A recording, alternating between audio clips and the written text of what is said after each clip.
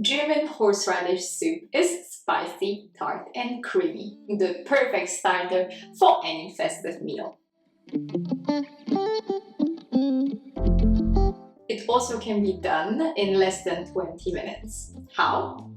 Let me show you. If you want a smooth soup, chop the onion very finely. In a medium pot, melt the batter. Add onion and fry it until golden brown. The more aromas in the pot, the better. Add cream cheese and horseradish. You have 3 options for horseradish. You can take freshly grated from a jar, or cream horseradish, also from the jar. This is the mildest option. I use grated horseradish from the jar. If you have already tried grating fresh horseradish on the manual grater, you know why. Horseradish from a jar contains acid. Therefore, when seasoning, we won't be adding anything sour to it. However, you can consider adding fresh lemon juice if you use a fresh horseradish. As soon as the cream cheese melts, add vegetable fond or stock. Then please bring it to a boil, turn the heat to medium, low and let it cook for 10 minutes. It would be best if you stirred the soup from time to time.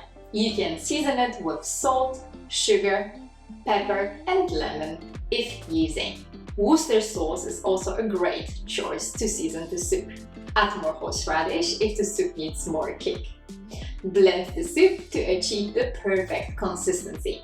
Cut the bacon into slices and then into smaller pieces. Or not, preheat a large pan without oil and fry the slices until crispy. As soon as the soup is ready, serve the soup with the bacon slices on the top and garnish it with a parsley. And by the way, sorry for not posting anything yesterday. Max was vomiting the whole night and I didn't get any sleep. Now he's sick at home, so finding time to work is challenging, but I hope to catch up on some videos for the next days tomorrow.